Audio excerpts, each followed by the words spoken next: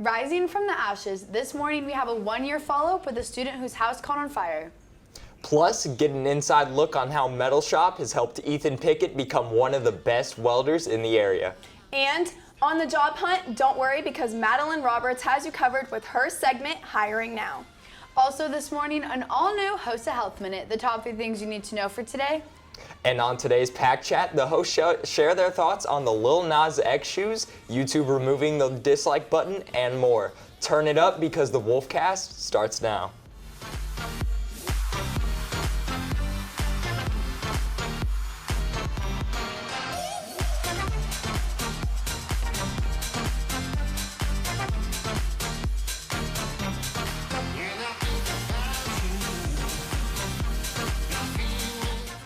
Good morning, Cedar Park High School. I'm Abby Martinez, and I'm joined this morning by Katie Whitmarsh and Luke Johnson. So, what would you guys do if you were in a fire? I'd probably just make sure my family was okay and get all the valuable stuff, but mainly just save myself and my family probably. What about you? I mean, freak out, obviously. My house is burning down, obviously. But get out, make sure everyone's safe. I think that's priority. I'd definitely get my cat. Yeah. Can't live without my cat. Now we catch up on a story we had last year in which a CPHS student was caught in the heat.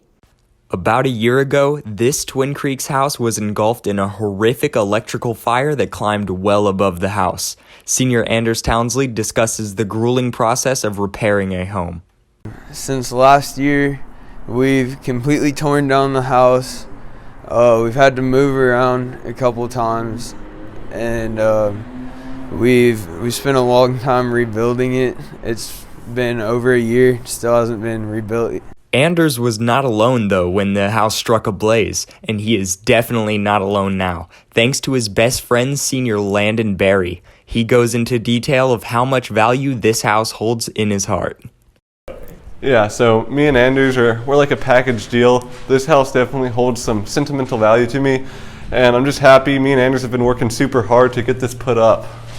After removing everything within the house, it's been boarded up and they've also reconstructed some rooms.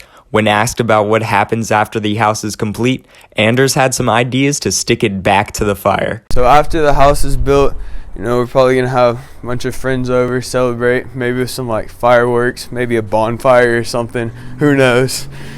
We hope that Anders' house makes a speedy recovery and we wish him well. Metal Shop doesn't only prepare you for life, it gives you a skill for a job later in life. Our very own Timberwolf, Ethan Pickett, has won many awards after making his trailer and belt grinders. Ethan placed second in the shop equipment class at the Rodeo in Houston. This success doesn't only get you medals in high school, but helps in life. Ethan shows us how Metal Shop has helped him in life. Well, before I did the welding class, I didn't know anything about the concept of building things. I never built anything, and then over the past few years I made a trailer, and now I've made this belt grinder, and I've been able to kind of learn the whole process of constructing things from scratch, and it's kind of helped me with just little things I can do around the house or just big projects like what I built for the shop. If you see Ethan around school, make sure to congratulate him. Now, here are your top 3 things you need to know for today. First, yesterday marked day 2 of Derek Chauvin's trial over the death of George Floyd that happened almost a year ago. A key takeaway from the trial was Genevieve Hansen's testimony recounting her encounter with the situation and her failed attempts at helping Floyd when he was dying. Second, a 65-year-old Asian woman was a victim of suspected hate crime after being physically and verbally attacked. Security footage has been released of the incident and has created much awareness and discussion over the dramatic rise of hate crimes against Asian Americans. Lastly, as of yesterday, 1 in 6 Texans 16 or older have been vaccinated. This is a huge milestone for health officials. Currently, 10.6 million doses are administered and 3.75 million people have been fully vaccinated. So, how do we feel about those huge numbers of vaccinations? It's definitely way better than what we were looking at a year ago today. I agree, yeah. I think it's... We thought that these vaccinations were 7 months away, or you remember when they weren't even in talk right now. Yeah. We were still making them, but... Yeah, I think it's great that it's not even April yet and like that many people are vaccinated. Like there's still a lot more to go, but I think it's a really great start and like Yeah, I definitely think we're making good progress. Definitely. Now, looking for a job, Madelyn Roberts has the listings of who is hiring now. Thanks, Abby.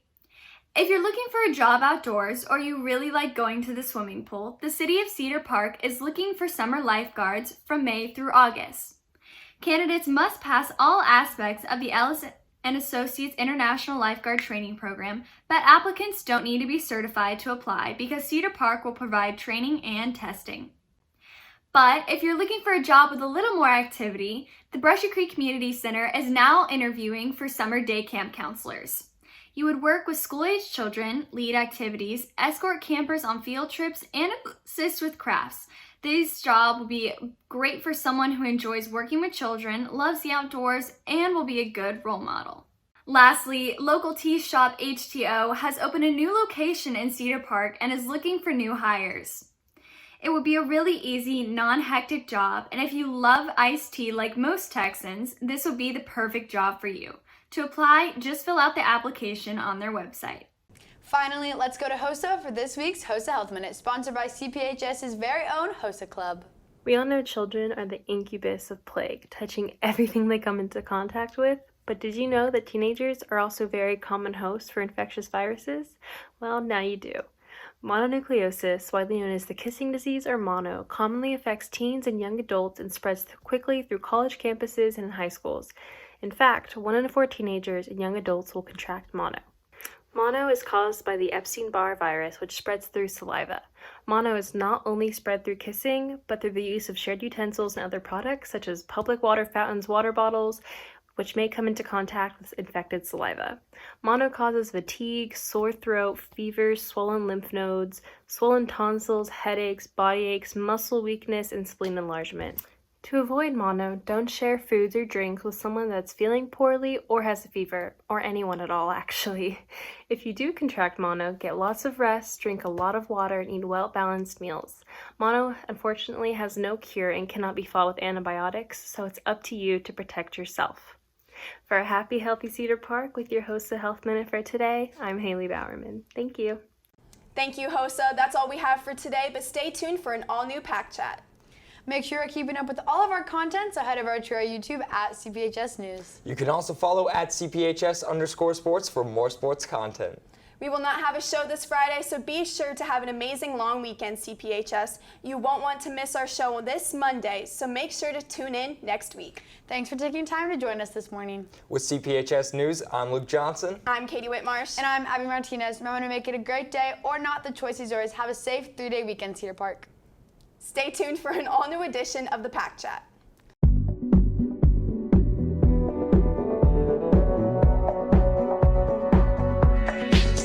Welcome back to the Pack Chat, our student voice opinion segment. I'm Victor Martinez, filling in for Ella Neal, and I'm joined today by my guest co-hosts, John Pay, Justin Bohr, and Katie Whitmarsh, as we discuss this week's most trending topics. Let's get started.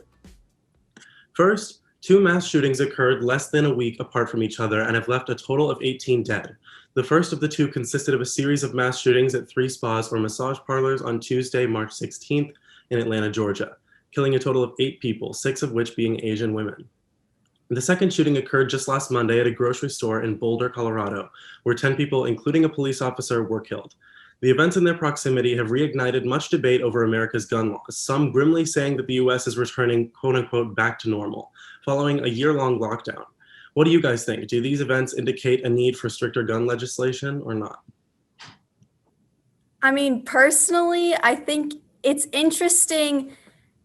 I'm not sure whether or not we need a stricter gun legislation or gun laws, but I do find it interesting the way that they handled the situation in Atlanta, saying that the suspected murderer of these people and that it wasn't racially motivated and that it was just he had a sexual craving and a sexual addiction and that those were just temptations and that's why he committed those murders. When you look at it, like the majority of the women killed were Asian Americans. So I do personally think that that was a racial motivated act. And I don't think that they're handling it in the correct manner. Yes, and in adding on to that, he also was targeted 3 different Asian American owned businesses in his pursuit on that day. So that definitely is pretty telling, but currently the FBI hasn't labeled it as a hate crime in their like ongoing investigation. What do you guys think, John or Justin? I do find it, very tragic that a lot more hate crimes are happening towards Asians. It's very foolish to think that we're the cause of all this just because of our race. I'm not trying to act like a victim, but it definitely is a very foolish way to think, and that's where I'm at right now. Justin? Yeah, no, it's really sad to see like what happened, and it's kind of sad that they're trying to label as not a racial like shooting when like if you look at the facts, it is. And I mean, it sounds like he's just trying to hide from the truth. For sure. All right, next, YouTube announced yesterday that it will be testing hiding the dislike count on videos from public view. YouTube says that they will be keeping the actual dislike feature, but the idea to hide the count to people who aren't the creator actually came from creators themselves, who say that public dislike counts can harm their well-being and spark a targeted campaign of dislikes on a certain video. Others say that a public dislike count can signal to viewers whether or not a video is worth watching, or help warn of clickbait, spam, or misleading information. What do you guys think? Should the public dislike count stay, or does it do more harm than good? It should stay. It's always fun when everyone's like, hey, I don't like this. Everyone dislike it. I mean, that's the point of the dislike button. You make a bad video, we're going to dislike it, Yeah. Which, that's how it should be. Yeah, I agree with Justin. I mean, I understand the approach they're taking with removing the exact number of dislikes. I mean, I guess if you look at it, that could help with cancel culture and, the like way the society is. But I think in general, removing it could do some good, but I don't see the purpose of taking it away when really, like Justin said, if you don't like a video, I mean, it really is helping the creator of the video. If you see a mass amount of dislikes versus likes, they're going to know, okay, people don't like that video.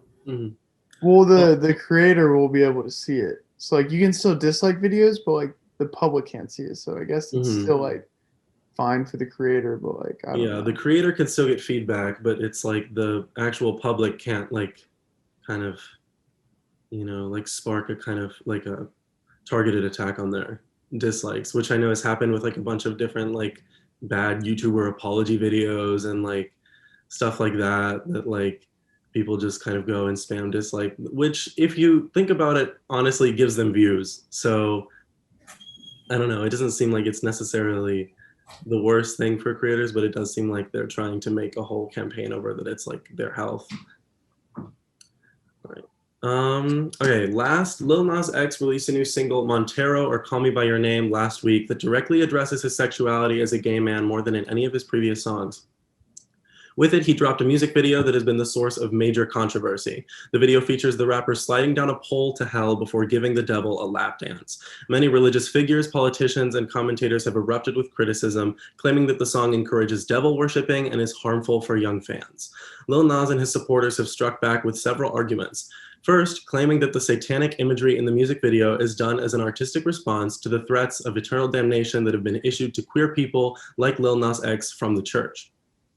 The rapper said in a tweet, quote, "Y'all love saying we going to hell, but get upset when I actually go," unquote. What do you guys think? Do you think Lil Nas is right in expressing his artistic statement, or do you think his critics have a point in saying that he shouldn't release music that could poorly influence kids? I think this is an interesting topic. I personally didn't watch the music video.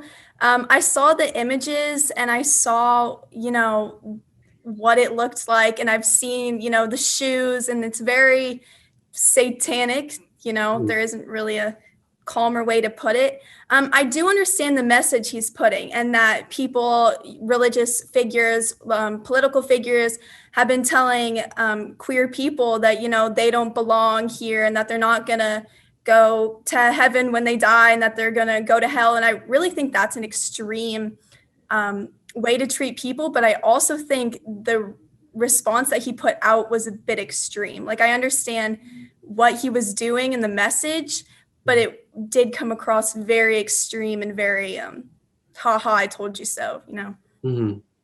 Yeah. Yeah, I'm kind of with Katie on that. It seems a bit too extreme. It seems way more Satanist than like trying to prove a point, in my opinion. Like making the shoes and everything and all that. It just seems like, I mean, like there's one thing to like prove a point, but like that's kind of going a bit too far with it, in my opinion.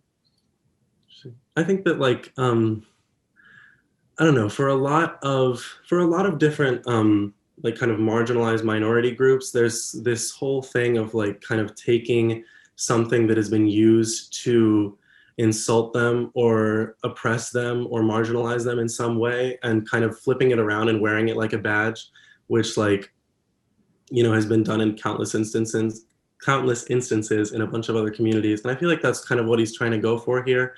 Like this whole idea of like, these people have been like rejected from the church for this one reason, for this like one thing, and constantly threatened with this one like eternal like suffering or whatever.